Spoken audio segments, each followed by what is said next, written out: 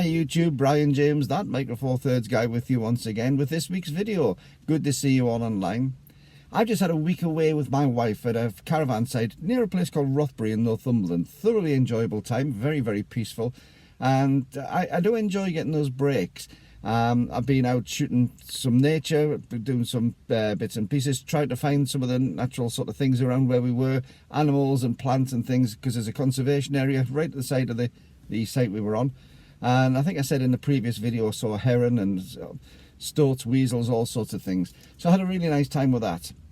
And one of the things that gives you the opportunity to do is to spend a bit of time and just contemplate what's past and present and what's going on in your life and what's gone on and what you've got to look forward to. And what I've been doing today is I've been making notes, because I think I mentioned that I've launched another channel, which is my music channel. And one of the things I want to do that is to go through my influential albums, all the music which has really influenced me over the years. And I've got all sorts, modern stuff, old stuff, all sorts of things. Because I'm still influenced by music today. You know, I might be 60, but there's an awful lot of new music which does influence me. And I've been listening to Dark Side of the Moon, the Pink Floyd album, which most of you are familiar with. And I was listening to the track Time, and I've been making notes, sitting down making notes on my feelings about the album, why it influenced me, what it was doing. And this is going to be coming out on my other channel very, very soon. So if you haven't subscribed to it, there'll be a link down below where you can find the channel. And you'll occasionally see videos as well pop up on your timeline probably. But I've started off by taking all the music off this channel that was on here and putting it onto the new channel. So there's an awful lot of the older videos that you might have seen. If you haven't, there's some me singing with a big band, which is worth seeing, from about 10 years ago. But I've been listening to Dark Side of the Moon and listening to the track Time in particular and thoroughly enjoying it, but actually listening to what the lyrics are about and listening to it. And you know, there's one of them, you run and you run to catch up with the sun, but it's sinking, racing around to come up behind you again.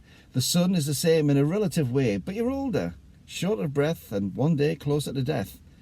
And that, for some reason, just struck me there a few moments ago, because I've turned 60 now. And some of the things that I'm doing, I'm well versed in doing, I'm well experienced in doing now. And sometimes when you're well experienced and well versed in doing something, some of the thrill goes from it. Some of the enjoyment, the pure enjoyment that you can have, can disappear. And I started thinking about that, about my photography, because I'm always trying to think of ideas for these videos. They are nice chat videos, but you could have something to talk about. But the more I started thinking about it, the more relevant it seemed and the more important it seemed to me. So this idea of you starting off and, you know, the fact that life goes on and it's just this treadmill until eventually you pass away, I don't believe that that's necessarily the best way to look on life. And I like to look back every so often. I enjoy looking back through time and seeing what I used to do and trying to work out what motivated me in those early days to try and do the things that I'm doing. And because I was thinking of this photography subject, that got me thinking to the very early days of my photography. Not gear-wise, I'm not interested particularly in the gear, although I'll mention the gear in this. It's those little motivations as to why you want to do it. Now, when I first started taking photographs, it was the mid-1960s. I was only about 5-6 years old, maybe a touch more, but not a great deal more. The fascination for this thing called a camera, which I found in my father's wardrobe. My father had a wardrobe and it had a smaller sort of cupboard in with a mirror on. One of these wonderful sort of very beautiful wood finished wardrobes where it was all book matched veneer on top of the wooden doors. And I remember going into that and opening up this cupboard, because it was his private cupboard. And when you're 5 or 6 years old, you tend to sneak into these things, you know. It's all the things you shouldn't be doing, but you know it's a bit naughty, but you do it anyway. And I opened this cupboard up and there was this brown case, beautiful leather case, quite rigid case, with a big press stud on the back. And I popped the press stud open and the whole front of the case lifted away and round and sort of swiveled underneath. And inside was this Kodak Brownie, a twin lens reflex camera. And I remember lifting the flap up on the top and looking down through the lens on the top and seeing what was ahead of me. Absolutely thrilling, fascinating it was. Looking down into this and seeing the world through this little square piece of glass. And I was fascinated by this one. Of course, I'd seen photographs my father had taken on it. He'd had it since he was in Malaya in the early 50s in the Air Force. But I'd seen photographs from it, but I never put the two together as to this being an important thing. And I remember there was a little button on the side, pressing the button in and hearing that shutter move. I think I mentioned this in one of the previous videos about the shutter, that sound, that wonderful little mechanical sound which seemed so smooth and reassuring as you pressed it. And I went around the place taking photographs, no filming of course, but taking photographs, looking at things through this piece of glass. This piece of glass was like a little snapshot itself on the world, although there was nothing to record that snapshot. As I was looking down through this piece of glass, the world just looked different. It was constrained. Instead of being the whole panoramic view that we're used to seeing in our eyes, it was a little constrained square, and everything that existed was in that little square. And I found that unbelievably fascinating. So I eventually managed to persuade my dad to put a film through it. I think it was something like a 1:2:7 film, I think it was. It was a roll film, and it was really enjoyable to do. I realised that I was very limited. I couldn't just keep on clicking this button as I had before. But I remember going out and looking at things because I knew I only had a certain amount of shots. My dad came with me and he gave me a lot of guidance. But I knew that was only a few shots I could take. And I realised on that very first time, and it sticks in my mind clearly, the idea that if you tilted the camera in different ways, it put differences in perspective. It altered it. It creates distortions because as you tilt the camera up or down, you go to a totally different viewpoint to what you're used to. In fact, it was a totally different viewpoint to what I was used to anyway, because the thing with a camera like that is it was at waist height. Everything was lower than I normally see it because it was a twin lens reflex camera and I'm looking down onto it. Something I thoroughly enjoy. If you saw my GX8 video, there's a link above to it, which I put out just last week. You'll know that I've got a bit of an interest when you start looking down through that electronic viewfinder. It was fun. It's enjoyable even to this day to have that different perspective. So using that camera made me start to think about my surroundings. And it made me start to look at things in a totally different way, to concentrate on what was in that little square of glass, to concentrate on what it was being seen, and to concentrate on how something looked, rather than just take it for granted that it was there in front of you. I had to see how it looked and had to see what happened as I was altering the camera's position. Where you normally just look out onto a scene and it was perfectly okay, and you put it into a camera, if you're not perfectly level, it's just odd. It's like you're looking at a permanent hill. And of course, we compensate for that with our eyes. Then of course you've got that wonderful wait afterwards. You've taken these photographs. Dad had taken the film out and we wrapped it up and put the little bit of tape back on, put it back into a bag, sent it away to the chemist. And when we got it back from the chemist, it was that wonderful feeling when you open it up and you see these prints for the first time.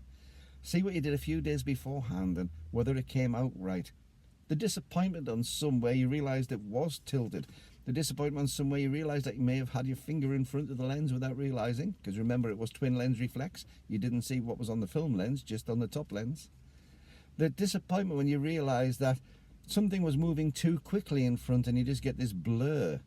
But also the wonderful thing that when you do get a photograph which looks like just as you had it envisaged in your mind, which looks like it was on the picture itself, on that little bit of glass when you were looking down through it, is fabulous.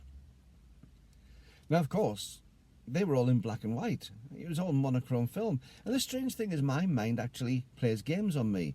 In my mind I can see these photographs in perfect colour.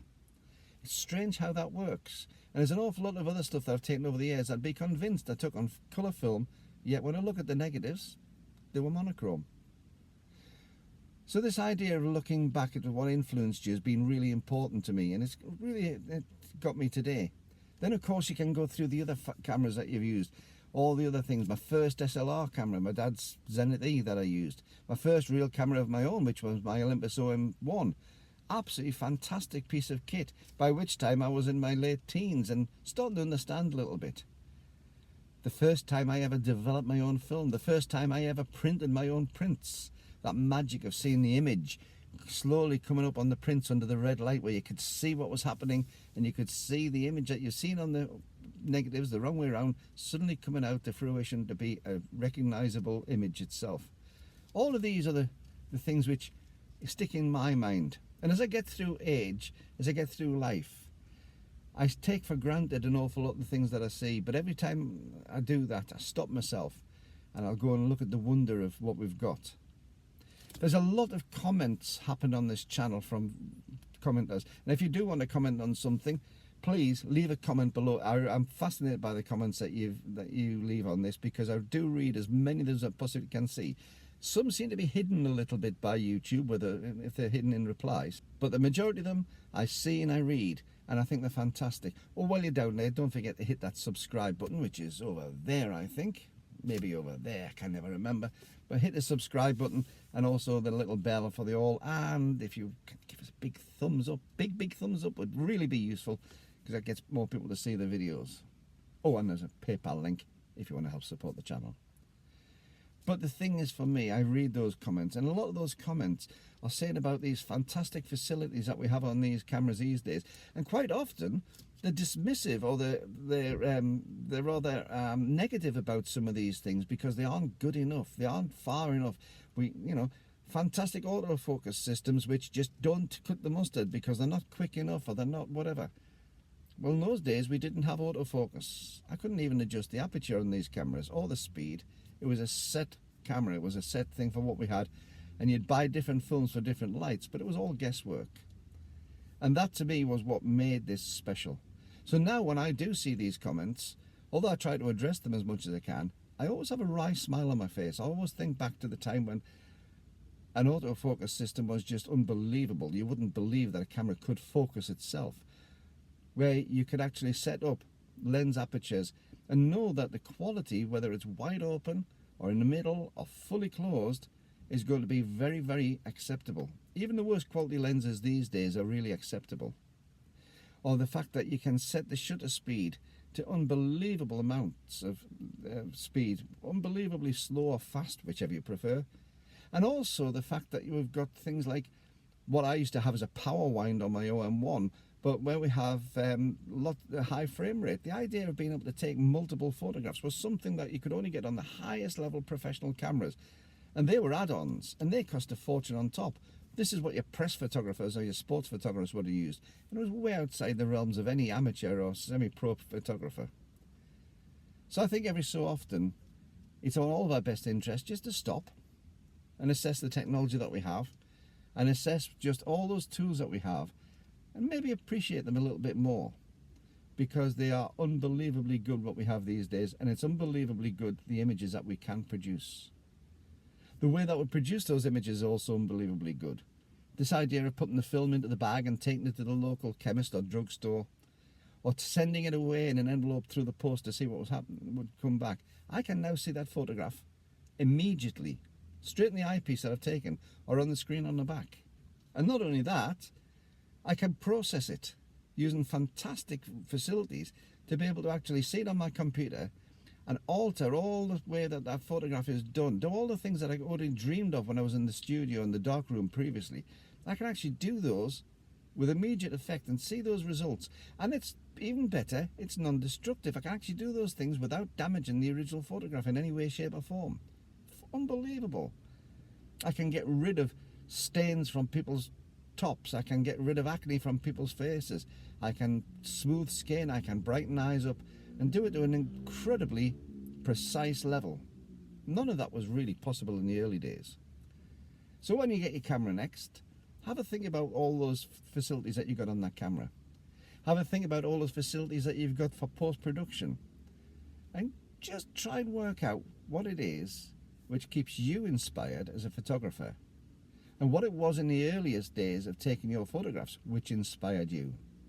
And when you've remembered what they are, try and apply them back to your photography now. Until the next time, this is Brian James, that Micro Four Thirds guy, saying don't forget to keep on taking your camera out, don't forget to keep on taking fantastic photos, and most importantly, don't forget to have fun. See you next time. Bye bye.